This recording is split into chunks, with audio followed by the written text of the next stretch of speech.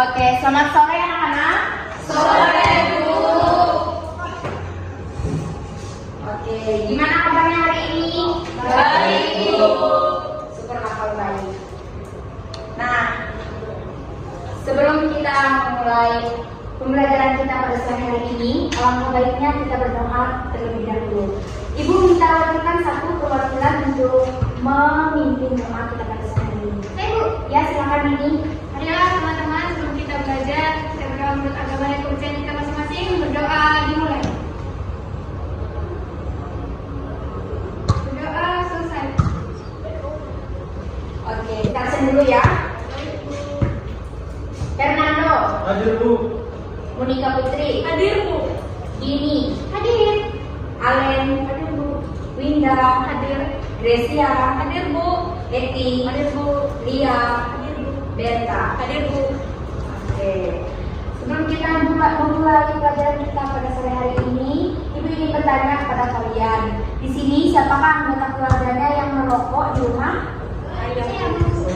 Ada yang merokok? Bu. Oke, menurut kalian merokok itu bahaya atau tidak? Bahaya.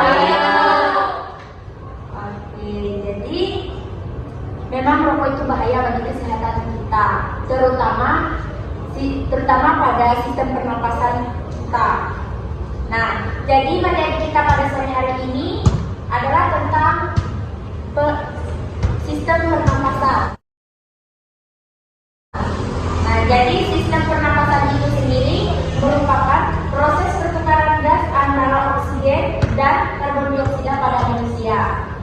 Nah, alat-alat pada manusia yaitu, itu sebutkan. Ibu bisa minta tolong Ninda untuk maju ke depan. Tolong. Pegang. Nah, di sini ada rongga hidung, ada rongga mulut, ada pangkal tenggorokan, ada trakea, ada paru-paru, ada diafragma, dan juga ada rongga perut. Nah, yang pertama rongga hidung.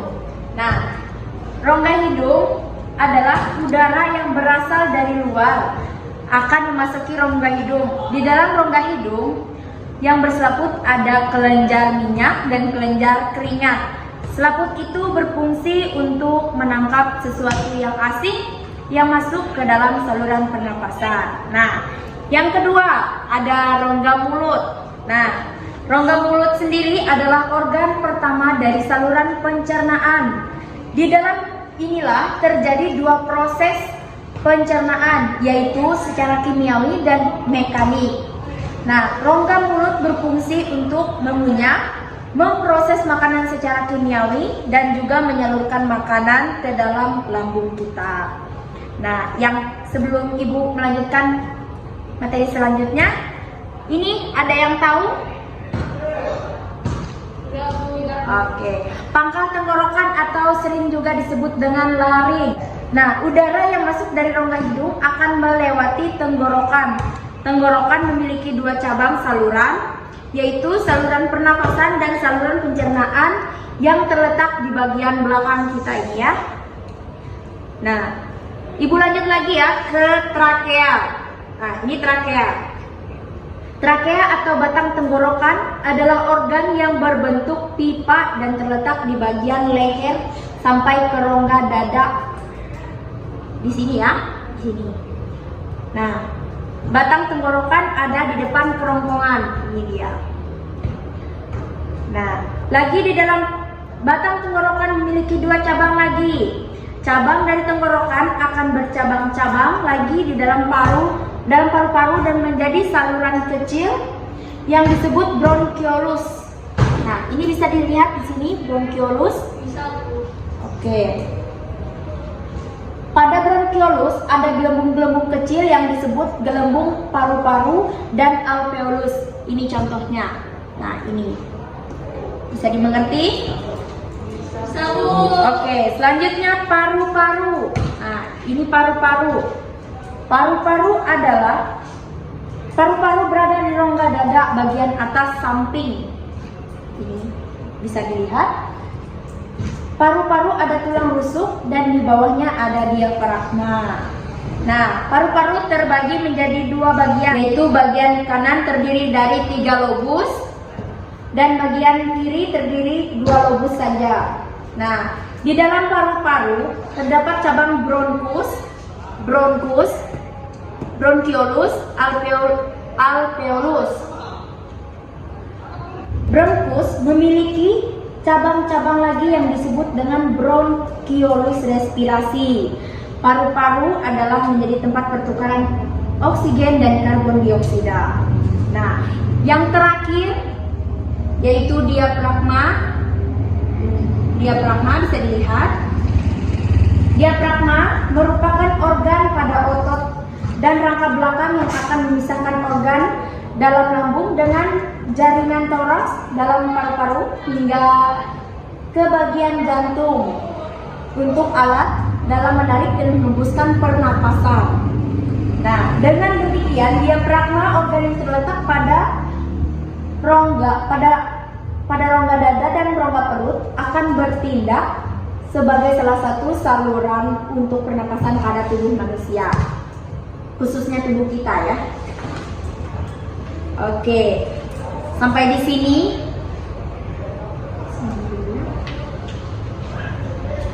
Oke, Winda, terima kasih. Bisa duduk kembali.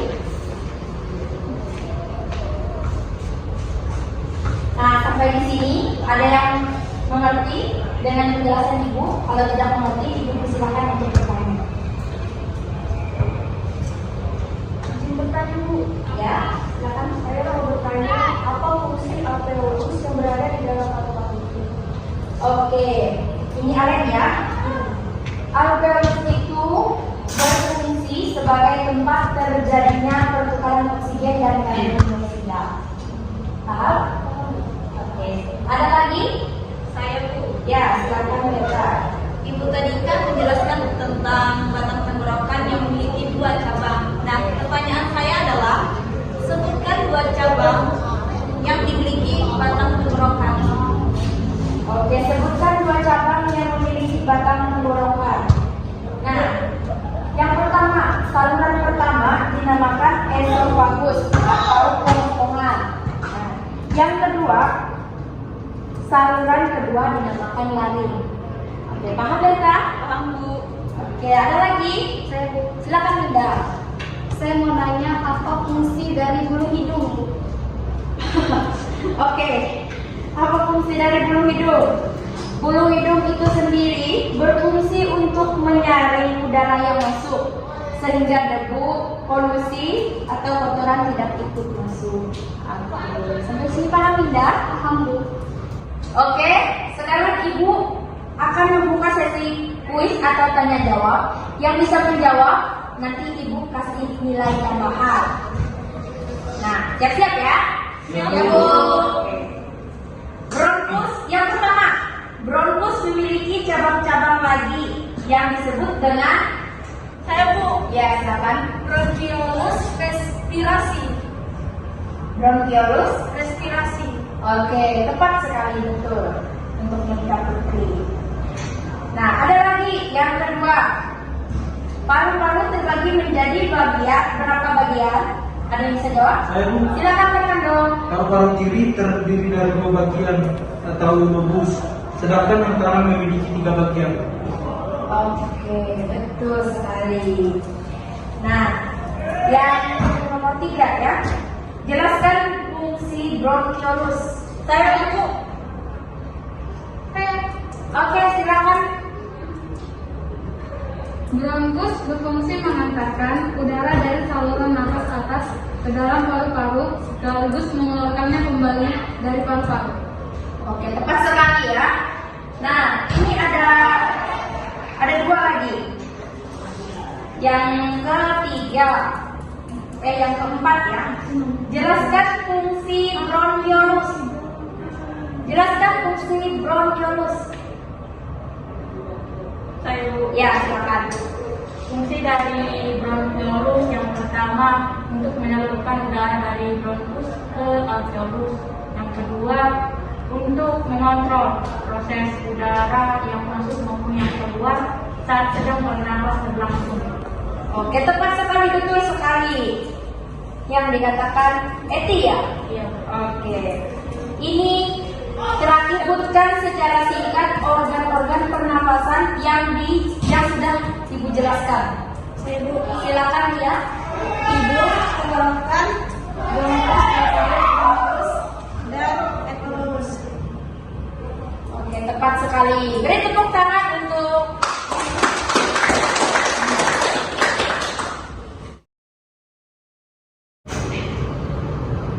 di sini. Ibu ingin meminta dari kalian. Ibu ingin minta pendapat materi kita pada sore hari ini.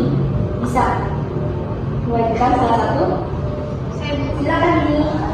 Menurut saya dari pembelajaran ini kita dapat mengetahui organ-organ pernapasan mulai dari hidung, paru, laring, bronkus, bronkiolus sampai alveolus dan juga fungsi-fungsinya, dan kita bisa simpulkan bahwa organ-organ pernapasan itu ternyata sangat penting untuk kita. Itu Bu. Oke, luar biasa ya pertanyaan dari Dini. Beri tepuk tangan dulu. Oke, terima kasih Dini atas pendapatnya. Nah, sebelum kita mengakhiri pelajaran kita bersama hari ini, Ibu ingin menyimpulkan kesimpulan materi kita pada sore hari ini. Jadi, anak-anak harus jaga kesehatan dan belajarlah dari sekarang menjaga pernapasan, terutama yang laki-laki. Nah, terutama yang Fernando ya, yang merokok mulai dari sekarang dikurangi. Nah, dengan cara berolahraga yang teratur. Oke, sekian materi dari Ibu untuk pertemuan kita kali ini. Sebelum Ibu mengakhiri pertemuan kita kali ini, sebaiknya kita berdoa terlebih dahulu. Nah, Ibu minta Ramadan satu untuk memimpin doa. Sebelum pulang, marilah kita berdoa menurut agama dan kepercayaan kita masing-masing. Berdoa mulai. Doa selesai. Oke, Ibu ucapkan terima kasih untuk partisipasi